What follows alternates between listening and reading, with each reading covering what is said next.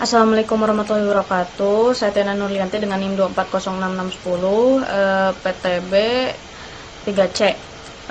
Sebelumnya saya sudah menjelaskan elipsoid, geoid, terus teknik proyeksi bumi. Sekarang saya akan melanjutkan ke koordinat.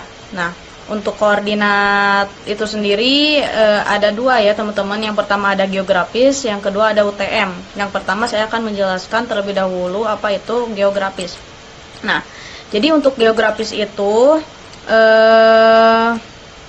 terdapat, jadi menggambarkan bumi itu ada lintang utara dan lintang selatan gitu ya teman-teman. Jadi kalau di Google Earth itu sendiri untuk geografis itu dinyatakan oleh garis lintang lingkaran gitu. Garis lintang lingkaran khatulistiwa atau ekuator, dan garis busur permukaan bumi bulat. Nah, kalau garis busur itu seperti ini teman-teman, jadi bentuknya itu setengah gitu, setengah lingkaran kayak panah, kayak panah gitu ya teman-teman. Jadi yang ditandai kuning ini nih teman-teman. Nah, ini ekuator gitu. Jadi bulat lingkaran gitu. Nah, ini kita contohkan Indonesia misalnya, teman-teman. Nah, Indonesia secara geografis itu terletak gitu, teman-teman, di antara 6 lintang utara dan 11 lintang selatan. 11 lintang selatan gitu. Terus letak juga di antara 95 bujur timur dan 141 bujur barat. Bujur barat ini ya, teman-teman. Nah, kenapa itu dihitungnya itu seperti ini? Nah, jadi ditarik dari pusat bumi ke khatulistiwa. Nah, jadi tadi kan 6 lintang utara ya Indonesia itu, jadi ditarik. Kan jadi satu naikkan ke atasnya itu 10 derajat, 10 derajat, 10, 20, 30 dan seterusnya. Jadi mungkin Indonesia tuh terletak sekitaran di sinilah, 6 lintang utara gitu.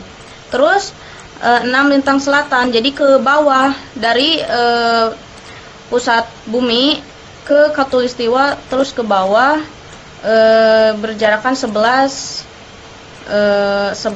derajat gitu ke bawah ke sini dan seterusnya. Begitu. Kalau secara geografis.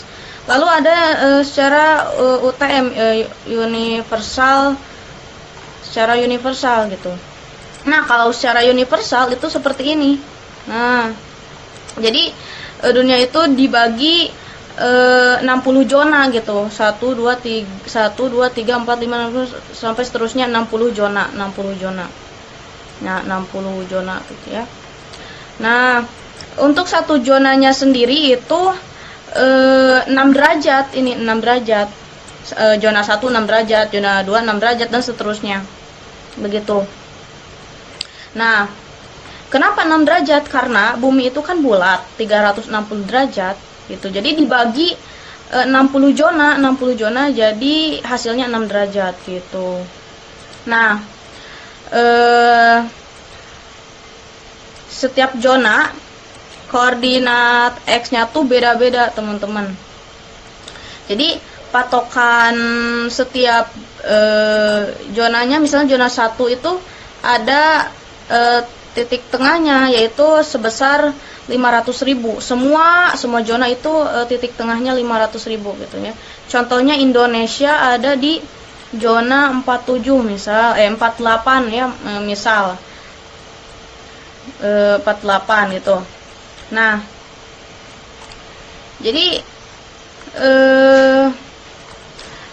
titik tengahnya tuh di ya, jadi untuk menentukan koordinat X itu sendiri itu patokannya 500 gitu ya dari tengah-tengah. Nah, ini misalnya zona 48 ya teman-teman, Indonesia misal.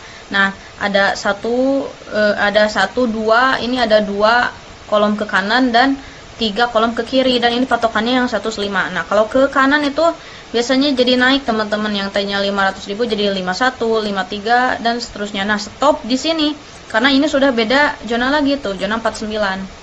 Nah, kalau ke kiri jadi yang dari 500 jadi turun jadi 48, 46, 44 dan stop di sini karena ini sudah beda zona seperti itu. Ini kalau X ya teman-teman.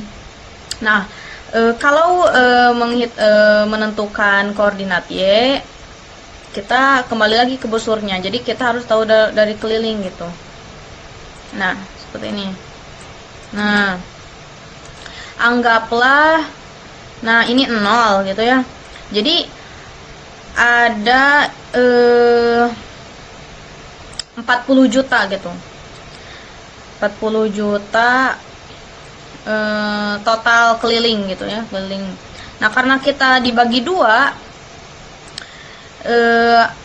ke atas dan ke bawah sebesar 10 juta, 10 juta. Jadi maksud saya 40 juta tuh dari sisi sini dan sisi sini.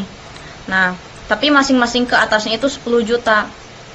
Ini anggaplah 0, ini bisa 10 juta, bisa 0 gitu. Nah, kalau ke atas ini dihitungnya dari sini, teman-teman. 0 atau 10 juta.